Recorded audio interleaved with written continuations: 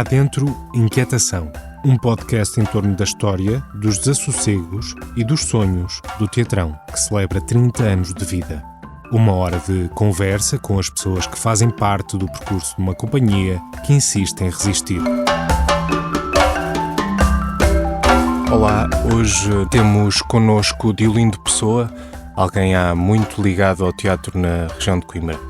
Médico de profissão, com 74 anos, Diolindo Pessoa ajudou a fundar o CITEC em Montemor Velho em 1970. Está também envolvido na criação do mais antigo festival de teatro do país, ainda em atividade, o CITMOR. Em 1994, juntamente com Manuel Guerra, cria o Teatrão em Coimbra. Obrigado, Diolindo, por aceitar o convite. Obrigado, eu. Já falaremos de como foi o processo de criação do Teatrão, mas primeiro gostava de perceber como é que chegou ao teatro. Qual é que foi o seu primeiro contacto com esta arte? No Baixo Mondego há uma grande tradição do teatro, das associações recreativas, e eu desde de miúdo comecei a acompanhar o meu pai, que era músico, enfim, tocava na banda de Montemor e nas orquestras de baile lá. Mas ele, como músico, acompanhava as operetas e aquelas coisas que se realizavam com alguma regularidade em Montemor, e eu aí miúdo acompanhava o meu pai aos ensaios, e foi assim um bocado que ganhei o bichinho do teatro. Depois, durante o liceu, que eu fiz o liceu na Figueira da Foz, e depois, quando se começou a falar em criar um teatro da minha geração, havia pessoas que queriam fazer teatro, mas não queriam fazer o teatro que era feito até aí, queriam fazer, que era muito a estética naturalista, enfim, e pronto, queríamos fazer um teatro diferente, e começámos a reunir e andámos ali a germinar durante algum tempo a criação de um grupo, e chegámos à conclusão que alguém tinha que se dedicar a isso, e portanto eu disse, ok, então olha, eu vou deixar de jogar futebol e vou passar, e foi o que me levou a inscrever no TEU. E isto em que década? 70. 70. Uhum. Sim, 70. Ou seja, isto, estamos a falar aqui dos primeiros passos para a criação do CITEC, sim, não é? Sim. Aliás, uma das peças digamos, a primeira peça de fundo que se fez foi a Ilha dos Cravos, no CITEC, que era uma peça que tinha sido feita em 69, aqui no TEU, que tinha sido encenado por Luís Lima, e que foi proibida depois, quer dizer, foi cancelada pela censura. Pela censura, na altura. E o Luís Lima foi posto na fronteira. Quando vem para o TEU, que já estava a estudar na Universidade de Coimbra? Sim. Ok. Ou seja, entra no TEU com a ideia de criar o CITEC. Não, o CITEC já existia. Já existia. Ou seja, estava a tentar ganhar experiência para aprofundar os conhecimentos lá acerca da atividade teatral. E tive a sorte de encontrar algumas pessoas que foram determinantes, e já agora que estamos a falar de memórias, quer dizer, há um nome que eu não posso deixar de falar dele, porque me marcou.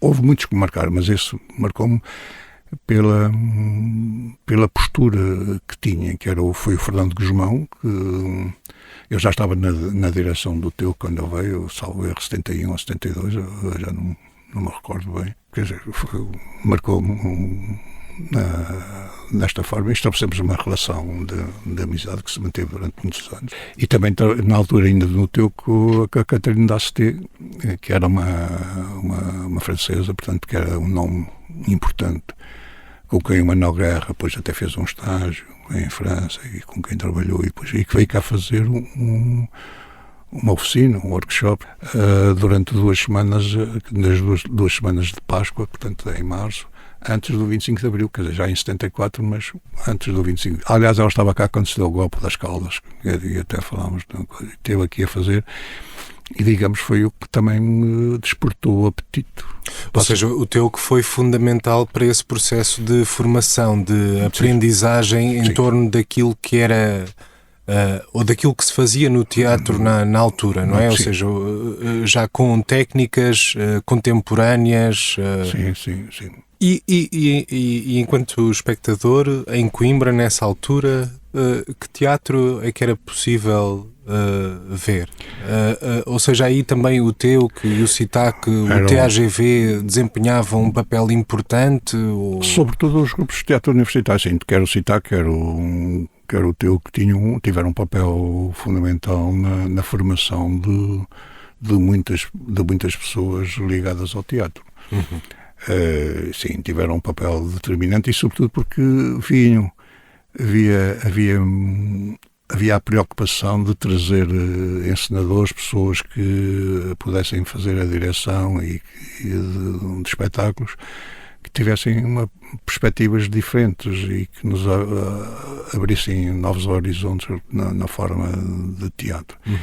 E depois nós tivemos, não sei se será sorte, vinham muitos argentinos que fugiam da situação e da perseguição política que lhes era feita na Argentina e que vieram para a Europa, e muitos depois se radicaram em Espanha, mas que, digamos, na altura os grupos de teatro universitários, quer de Coimbra, quer de Lisboa, captaram, digamos assim. Sim, acabaram por aproveitar esse êxodo dos argentinos, porque passaram por aqui muitos argentinos, era um bocado isso.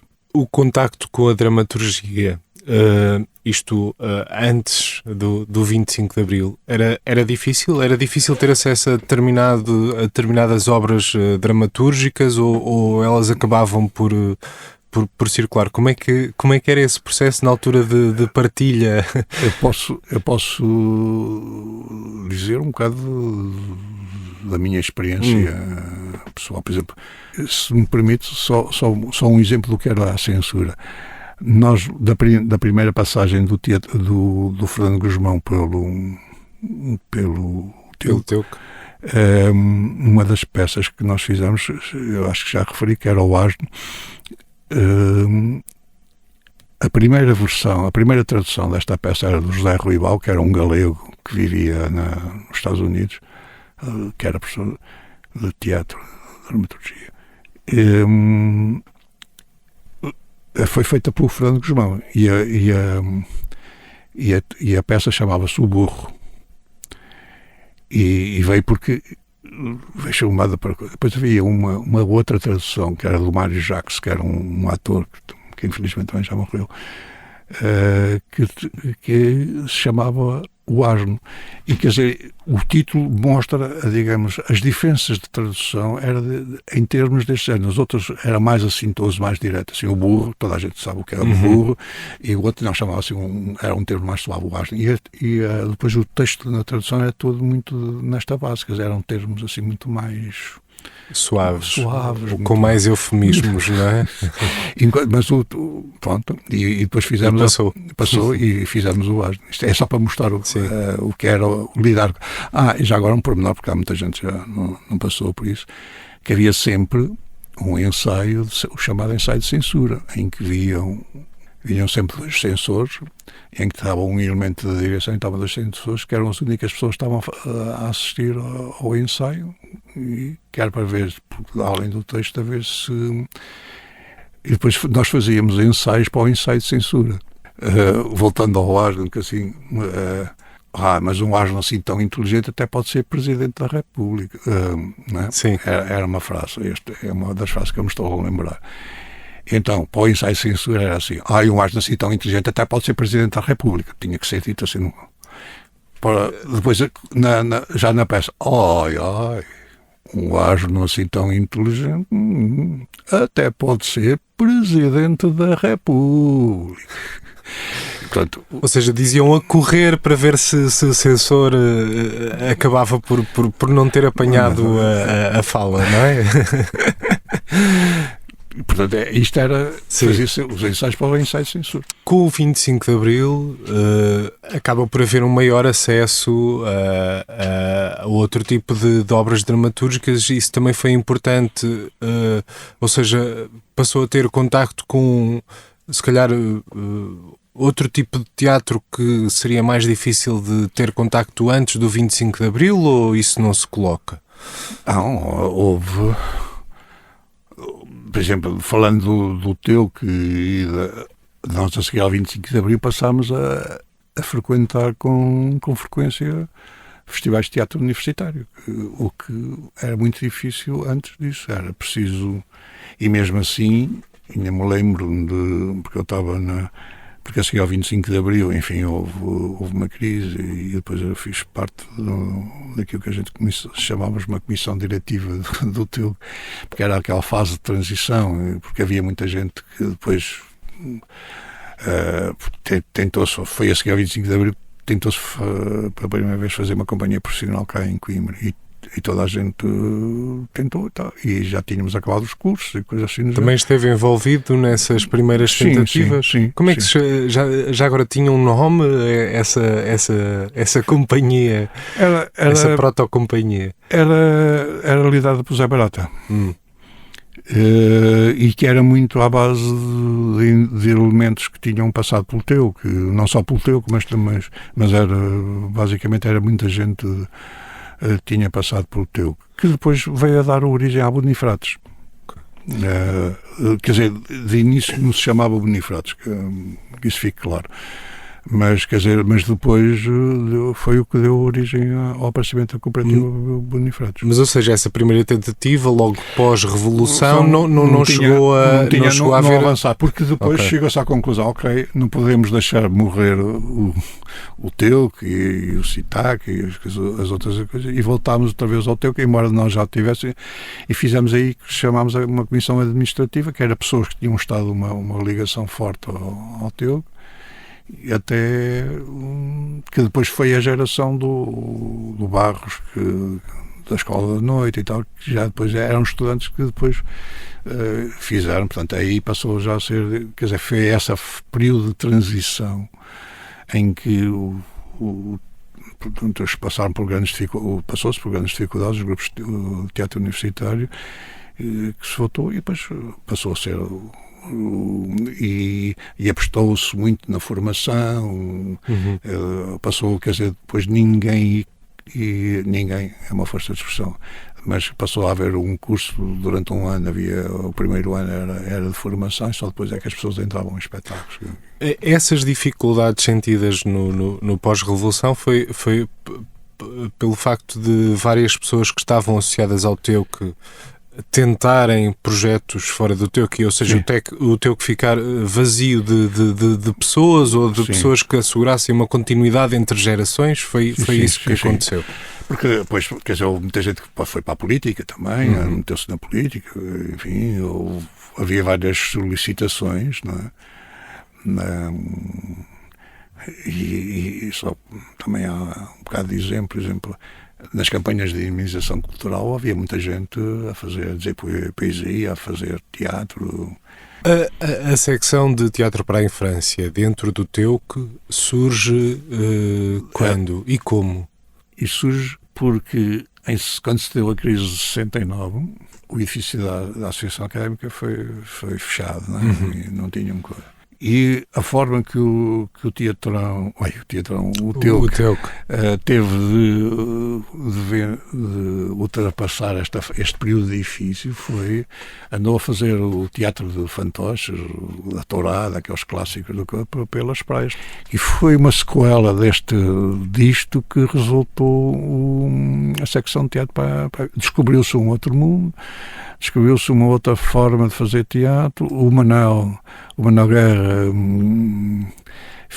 descobriu a Catarina d'Asté, e foi o Eucalipto Feiticeiro, Gerardo e Tartaruga, digamos, foi o primeiro espetáculo digamos assim, estruturado e pensado, e que foi iniciativa do Manuel Guerra, que seguiu até a linha que seguia a Catarina d'Asté. Estamos a falar de 72, 73, para aí, não me lembro bem as datas, mas... A primeira peça a sério. e que seguiu a metodologia que era seguida, que era ir às escolas, ler as histórias, as crianças da escola faziam desenhos, quer dizer, interagiam, e era um bocado em função que depois os figurinos e as coisas eram criadas para a peça. E, portanto, ou seja, havia um processo colaborativo, participativo das crianças na peça. Isso a gente tem que dar a honra a quem tiver. Foi uma iniciativa do Manuel Guerra. E foi ele que depois iniciou a secção de teatro para a infância no Teuco. E o Diolindo esteve também ligado desde o início a essa secção, ou foi mais tarde? Eu estava na direção do Teuco quando isso. Mas depois fiquei sensibilizado pelo método e depois o Manel foi para a França estudar, e depois era para se continuar alguém tinha que assegurar, e portanto eu ok, então fico eu com isso, e foi assim um bocado que passei a ser o responsável pela secção de teatro para a infância. Foi para dar continuidade do trabalho iniciado pelo Manel. Ou seja, ao início foi um bocado por acaso, não é? Por coincidências Depois, eu às vezes costumo dizer que na minha vida tive em várias situações, tive a sorte de estar no sítio certo, à hora certa, no momento certo, e de não ter deixado passar o comboio, ter entrado num comboio. Quando surge este tal comboio do teatro para a infância, o Diolindo apaixona-se de imediato sim, por ele. Sim. Sobretudo por uma certa metodologia de fazer o teatro. Não? Em 84, como tinha dito, sai do Teuco, entretanto está a exercer também a sua profissão, não é? Acaba a especialidade. Até 94, até à fundação do Teatrão, o que é que acontece? Mantive ligado ao CITEC, porque, quer dizer, a minha coisa de sair do Teuco era não tinha já capacidade de tempo para manter em 2 grupos, e tive que fazer uma opção, e eu voltei às minhas origens. No CITEC, pensando a partir de 84, estando ainda envolvido diretamente no CITEC, continua a fazer espetáculos de teatro para a infância, certo? Certo. Como é que surge depois esta vontade de se criar uma companhia em Coimbra de teatro para a infância? Mais uma vez foi o Manel, porque na altura foi Coimbra, capital do teatro, que havia isso em 92, salvo erro, 92, exatamente. 93, e o Manel foi o coordenador do teatro para a infância, dos espetáculos de teatro para a infância. E depois fizeram-lhe o desafio de eu criar uma companhia de teatro para a infância, que havia poucas a nível nacional, e criar aqui uma em Coimbra. E foi com base nesse desafio que depois em 94 se avançou, fez a escritura e tal, depois avançou-se para o primeiro espetáculo que foi encenado pelo Manuel Guerra. Disse logo que sim a esse desafio do Manel, vamos em frente. Sentia que era uma oportunidade e ao mesmo tempo algo que estava a faltar em Coimbra? Sim, claro. Ou seja, na altura, quando estão a discutir, o Manuel Guerra desafia, estão a discutir esta ideia de criar uma companhia de teatro para a infância, que linguagens, que tipos de teatro, que influências, que estéticas tinham já em mente que queriam incutir nessa futura companhia de teatro para a infância? A nossa grande inspiração era a Catarina Asté e a sua companhia, Le Pomme Verte. Porque o teatro para a infância em França tinha uma grande dinâmica. E, portanto, era muito aí. E uma vez que o Manuel também tinha estado a fazer lá um estágio em França, havia muito esta ligação e, portanto, era muito influência francófona. Na altura, em Portugal, quase que não havia teatro para a infância? Digamos, havia, mas depois havia umas que a gente não achávamos que infantilizavam, digamos assim, os espetáculos, ou seja, E nós não tínhamos, mas quer dizer, havia antes, depois do 25 de Abril, havia que pouca gente agora refere como companhia de teatro para a infância, mas ela começou como uma companhia de teatro para a infância, que é o Bando, não? O Bando foi, digamos, também foi uma inspiração, digamos assim, e aliás manteve-se uma relação desde o início forte com o Bando, porque o Bando começou precisamente também com uma companhia de teatro para a infância que depois foi evoluindo e faz espetáculos, lá está, faz o espetáculo para todos os públicos, não é? Em que de diferentes faixas etárias possam fazer a sua leitura dos espetáculos. E era um bocado, e se perguntar a linha que se procura era que os espetáculos pudesse ter vários níveis de leitura, que as diferentes faixas etárias pudessem fazer a sua leitura do espetáculo. E havia também dramaturgia que era referência para o teatro para a infância, ou era mais difícil de encontrar essa dramaturgia e, portanto, obrigava-vos às vezes a adaptar? Sim, tanto que muitos dos primeiros espetáculos do teatrão foram adaptações, pegava-se em histórias que existiam e depois fazia-se a adaptação e a recriação desses textos, procurando precisamente fazer uma linguagem. Voltando só ainda um bocadinho atrás e ao início da companhia, como é que é esse processo de criar a companhia, de juntar pessoas, de decidir o que é que vão fazer primeiro, como vão fazer? A primeira, quer dizer, em relação à primeira coisa é claramente o Manel que decide, quer dizer, que escolhe e propõe, é claro, mas quer dizer, mas é ele que tem a iniciativa e depois abriu-se castings para atores, porque, digamos,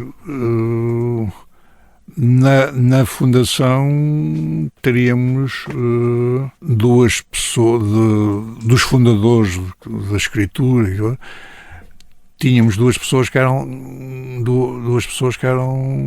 atores. Que eram? O Vítor Torres e a Helena Faria, que entraram no primeiro espetáculo.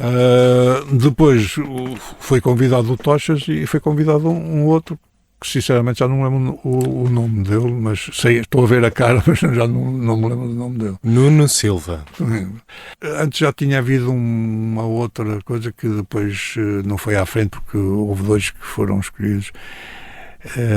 E depois houve conflitos entre eles e o Manel. Ou seja, houve uma primeira peça que acabou por nunca estrear por problemas aqui entre atores e encenadores. E depois entrou-se para outra coisa escolher e foi esse que deu isto para o primeiro. Mas realmente, digamos, durante muito tempo nós não tínhamos, digamos, um elenco fixo, um elenco residente. Abríamos depois sempre castings eram pessoas que nós conhecíamos e convidávamos, ou então abríamos castings para encontrar as pessoas que mais nos adequasse àquilo que se estava a pensar fazer. Até porque era uma estrutura muito precária. Muito precária. Nós durante os primeiros anos de vida, não me lembro exatamente quanto, 98, 99, foi sempre com apoios pontuais, portanto não tínhamos capacidade económica para ter um elenco residente. E como é que era para ensaiar? Para marcar salas para apresentar os espetáculos ou contactar as escolas? Isto todos vocês tinham... Ou seja, não viviam desta companhia, não é? Tinham outras ocupações? Nós tínhamos digamos, a tempo inteiro, tínhamos aquilo tratava da parte burocrática, da parte das secretarias, digamos assim. Mas, ou seja, de resto, todos vocês estavam a dividir aquilo com outras atividades, não é? Sim. Como é que era tratar de tudo isto, de encontrar salas para ensaios, de marcar salas para apresentar os espetáculos? Era muito complicado. Nós, os primeiros espetáculos que fizemos foi no Instituto da Juventude, Português da Juventude. Fizemos ali os primeiros espetáculos.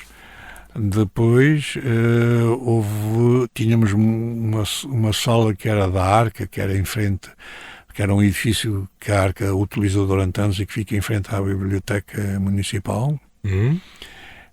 Tínhamos aí duas salitas que eles nos dispensavam, que eles não ocupavam. E usavam essas salas para ensaios? Era uma sala, era para coisas de direção, e depois tínhamos uma outra sala em que fazíamos alguns ensaios, em que servia para... Ou seja, mas uma sala, uma coisa pequenina. E isso foi a vossa primeira sala de ensaios? Sim. E depois andávamos um bocado com a casa às costas, como se costuma dizer.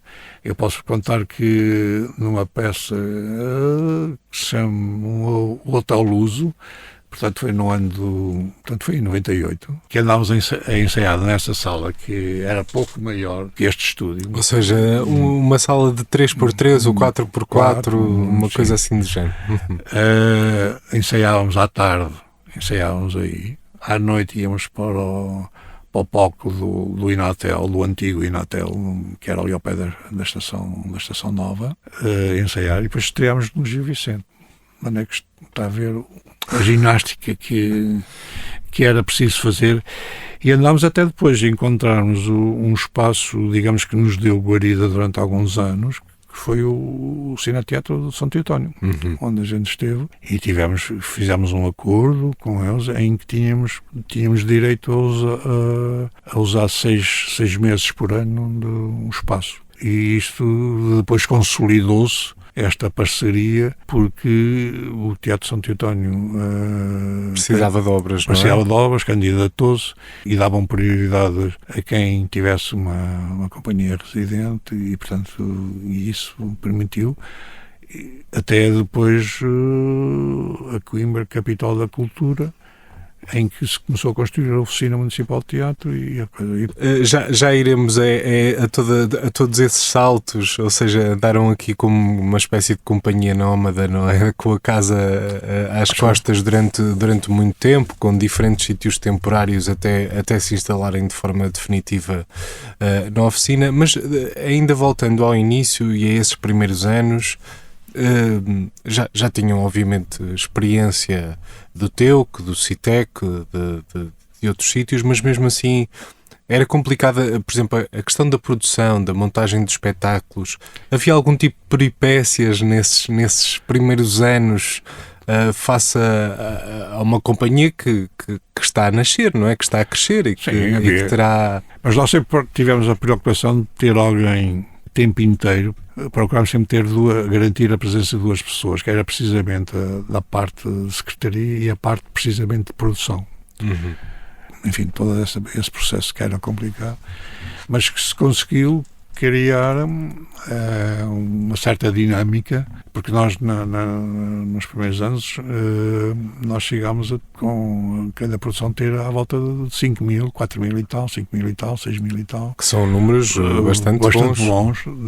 E conseguiu-se criar uma coisa que era não só do Conselho de Coimbra, mas mesmo dos concelhos limítrofes vinham pessoas, como lembrar de Cantanhede. No início, quais é que seriam as preocupações que tinham na escolha de temas, de linguagens, da peça em si? Ou seja, nesses primeiros anos, podemos falar se calhar na primeira década, a primeira década será muito, mas até ao início dos anos 2000, ou seja, como é que faziam a escolha dos temas, daquilo que iam apresentar? Apresentávamos várias hipóteses e depois discutia-se aquela que era mais viável. Uma das grandes preocupações havia sempre uma grande preocupação, que não podia ter muitos atores. Se tivesse 2, 3, 4, pronto, ok.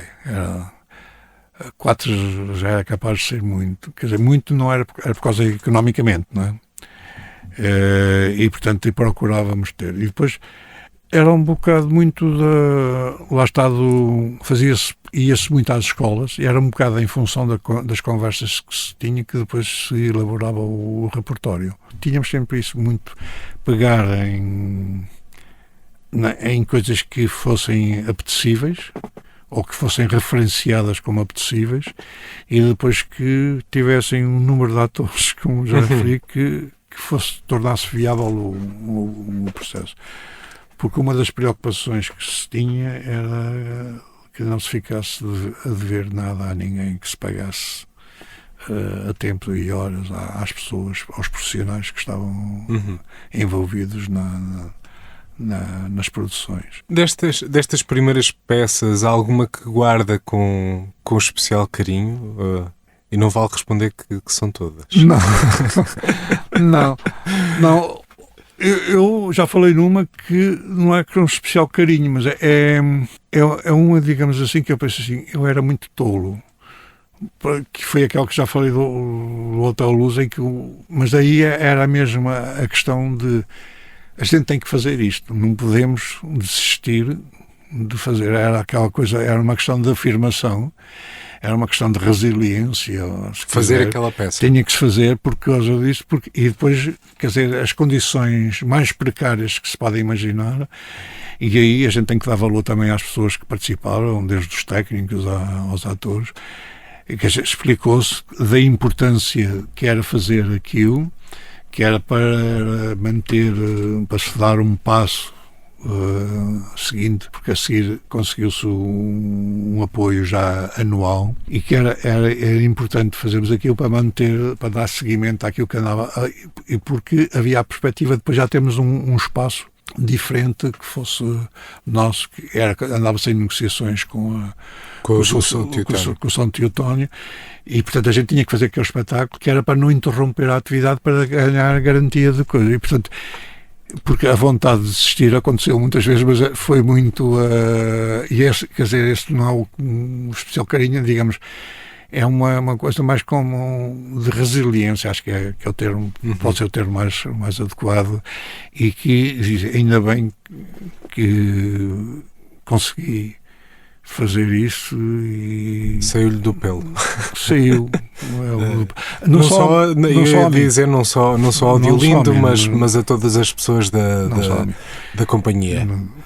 Disse que houve vários momentos em que chegaram a pensar em desistir. Que momentos foram esses? Antes de entrarmos muito para o início dos anos 2000, que eu sei que nesse também, e já iremos abordar, que houve aí várias situações e vários problemas, mas nos primeiros anos, nesses tais primeiros anos, de 94 se calhar até 2000, em que momentos é que a companhia teve que se obrigar a ter essa reflexão sobre se vale a pena continuar ou paramos? Sim, fez algo, porque era muito difícil, as condições eram muito difíceis, e só quando, a partir da altura em que se teve um apoio anual, se passou a ter o apoio anual, é que deu para respirar alguma coisa e ter a cabeça assim. Mas houve momentos que se refletiu se valeria a pena, então. E era sempre por questões financeiras? Financeiras, sim. Mas a questão, sem querer qualquer espécie de dolores, mas uma das coisas que eu sempre tive na minha vida, e acontece, para mim é muito difícil desistir só de esgotar todas as hipóteses. E um bocado essa do Hotel Luz foi um bocado um sentido de, não, a gente não pode desistir, foi mesmo essa coisa, não se pode mesmo desistir, temos que continuar a forçar a ver se, porque a gente tinha a consciência, também havia a consciência de que havia também as pessoas que gostariam que nós tivéssemos desistido, ou que o grupo não tivesse continuado. Pegando nisso, ao início foi difícil a cidade, e quando eu falo da cidade, dos poderes instituídos na cidade, envolverem-se, apoiarem e acarinharem o teatrão, ou sentiram algum tipo de apoio desde o início nesse sentido? Não, aqui localmente há duas pessoas que de memórias, eu não tenho assim bem presente os anos, mas de memórias tenho duas pessoas que foram determinantes e que foram essenciais, porque houve um ano que nós não tivemos apoio, e conseguiu-se fazer isso porque tivemos o apoio de duas pessoas que tinham responsabilidade a nível local, que era a doutora Ana Pires, que era a delegada regional da cultura na altura, e a vereadora da Cultura de então, que era a Teresa Alegre, que foram determinantes para o grupo não ter acabado. Quer dizer, e aí acho que, uma vez que estamos a falar de memórias, acho que é justo. E que depois permitiu precisamente avançar e que se colaborou quando Coimbra foi capital da cultura. Sim, a Capital Nacional da Cultura. Uhum. O Teatrão foi responsável pela programação do Teatro para a Infância, por exemplo, e foi na preparação que surgiu deles o Teatro da Cerca para a Escola da Noite e a Oficina Municipal de Teatro para o Teatrão. Para o Teatrão. Sendo que foi esse o tal primeiro apoio regular por parte do Governo que marca o momento em que o Teatrão de alguma forma passa a ter uma estrutura assumidamente profissional? Sim, passou a ter, portanto, um elenco residente. Ainda um bocadinho antes disso, em 2000, creio que foi mesmo em 2000 que se chegou a ser falado publicamente nos jornais sobre o fim do Teatrão, face à falta de apoios, e surge até um movimento de apelo ao Governo, de apoio ao Teatrão. Inclusive eu descobri que havia cartas escritas por crianças que viram o espetáculo Rochinol a pedir ao Governo para, por favor, continuar a apoiar o Teatrão. Essas cartas que leram na altura, essa manifestação de apoio, quando a companhia tinha apenas 6 anos de existência, não é muito, ainda não tinha feito uma década, também vos comoveu, também vos deu força para continuar? Claro.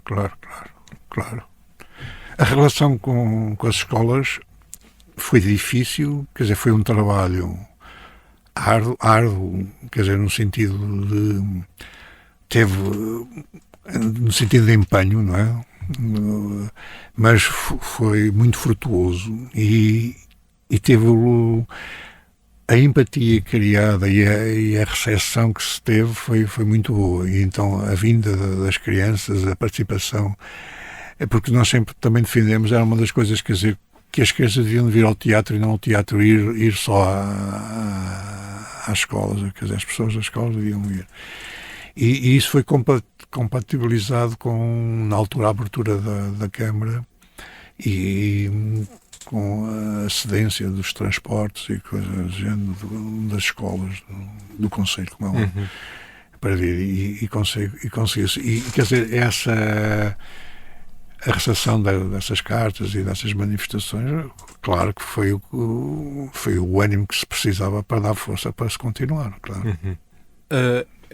Este facto de o Teatrão ter começado como uma companhia de teatro para a infância e que teve obrigatoriamente de ter sempre esta ligação, mesmo que não quisesse, mas queria, obviamente, mas que tinha esta ligação às escolas, às crianças, também criou ou desenvolveu ou apurou uma preocupação especial de um teatro ligado à comunidade, um teatro de portas abertas à comunidade, ou seja, isso foi sempre algo que esteve muito presente e que acabou por ser vincado, por começarem por ser uma companhia de teatro para a infância. Sim, foi sempre uma preocupação, a ligação à comunidade.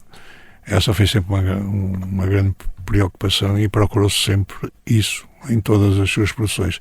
E como eu disse, houve sempre esta coisa de que, aliás, devo dizer lembrar que a designação inicial da companhia era o Teatrão, Teatro para a Infância de Coimbra. Exatamente.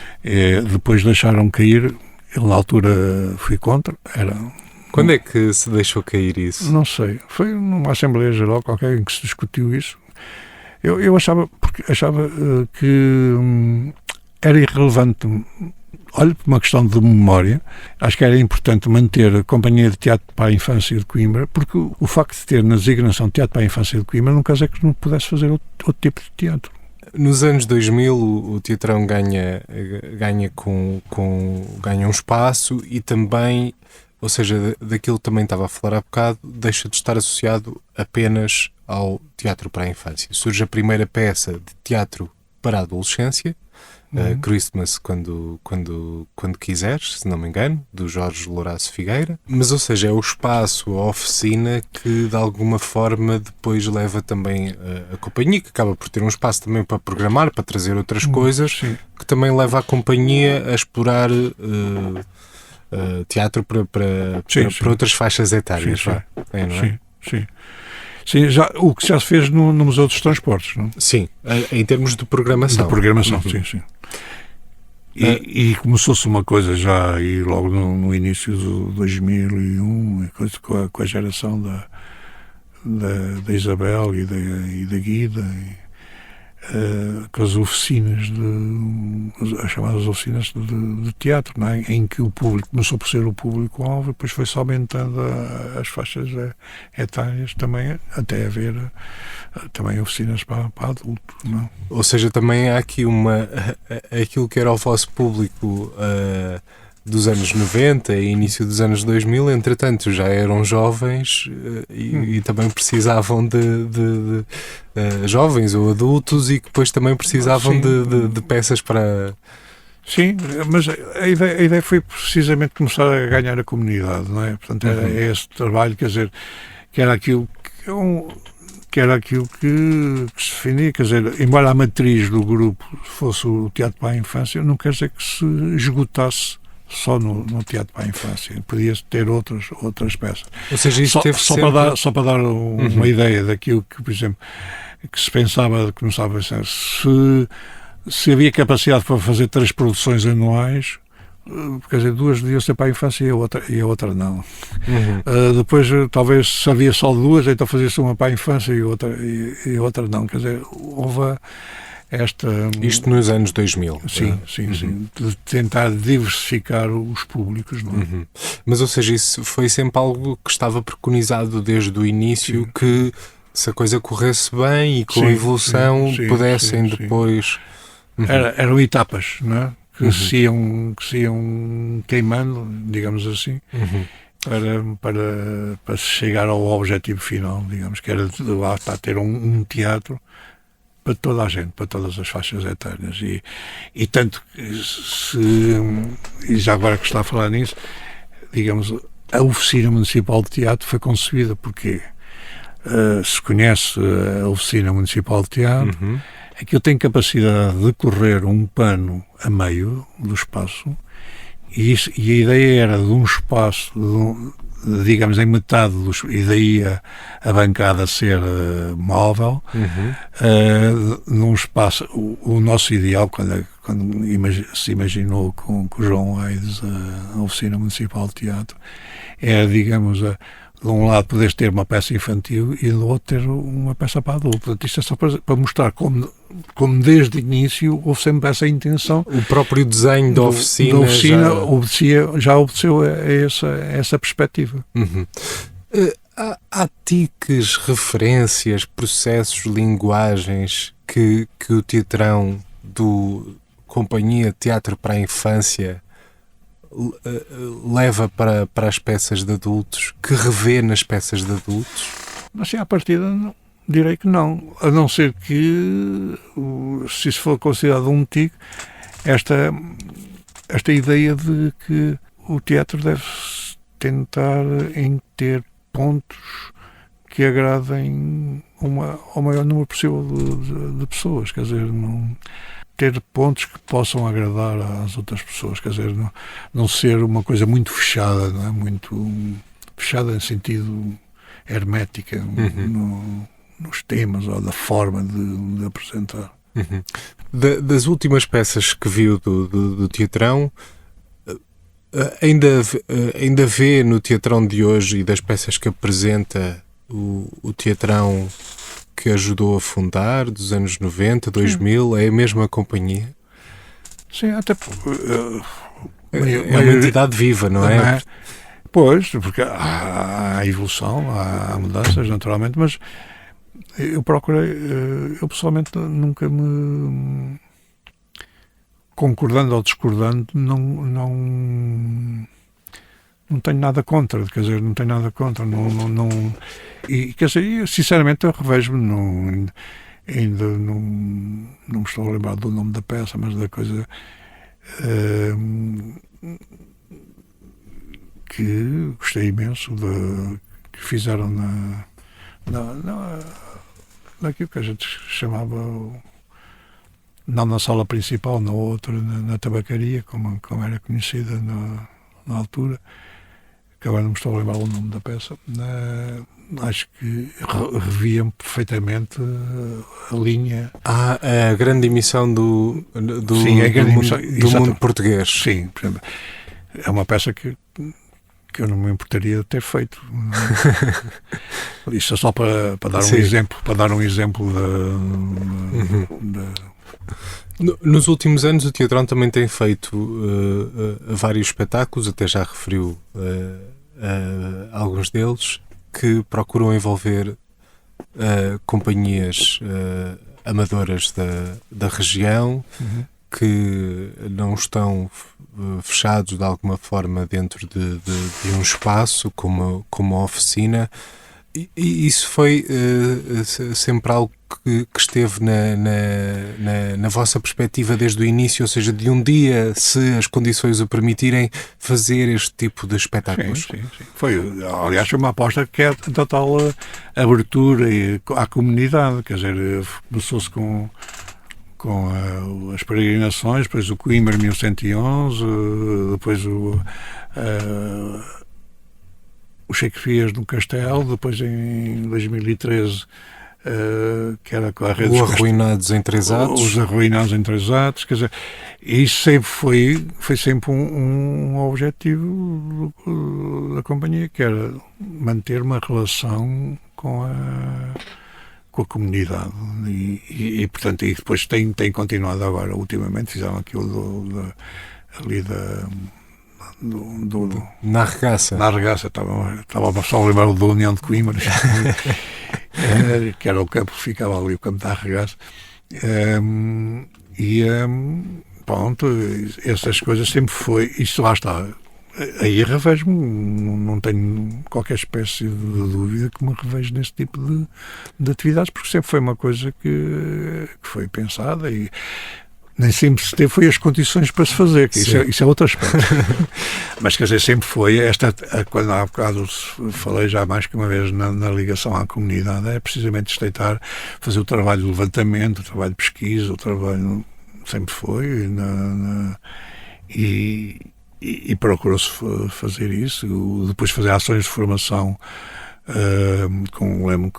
quer com as peregrinações, quer com o Coimbra 1111, quer depois com o Shakespeare no Castelo, digamos, foram aquelas em que eu estive mais. Com os Arruinados estive só na parte de elaboração do texto. Nas outras estive assim bastante ligado à produção. Fizemos ações de formação e coisas assim do género, o que aconteceu também noutras, não estou a dizer que nos outros mas quer dizer, que era precisamente era o grande desafio que era feito aos grupos amadores, era precisamente a mais-valia, era podermos fazer ações de formação, dar-lhes as armas para eles depois fazerem o que muito bem entenderem, da forma como muito bem entender. Eu já disse aqui grupos amadores, eu faço parte de uma geração que a gente gostava mais de dizer grupos de amadores e não grupos amadores. E penitenciam por isso. Fica feito o reparo. O que é que define o Teatrão? Se tivesse que apresentar esta companhia com 30 anos, que já teve diferentes casas, parte delas provisórias, que já foi apenas uma companhia de teatro para a infância, que depois evoluiu. O que é que define o Teatrão? Eu defino precisamente como uma companhia que não procurou seguir o caminho mais fácil, os caminhos mais fáceis, e que procurou sempre adaptar-se às realidades e tentar, sobretudo, que sempre teve um grande sentido de resistência, de resistência no sentido de resiliência, quer dizer, não é, mesmo nos momentos mais adversos, que já foram muitos, sempre teve a capacidade de se reinventar, de se renovar e não desistir. Eu penso que é a grande característica do teatro. Orgulhoso da companhia que ajudou a fundar. Sim, claro. E então assim terminamos. Muito obrigado, Diolindo Pessoa. Tá, obrigado.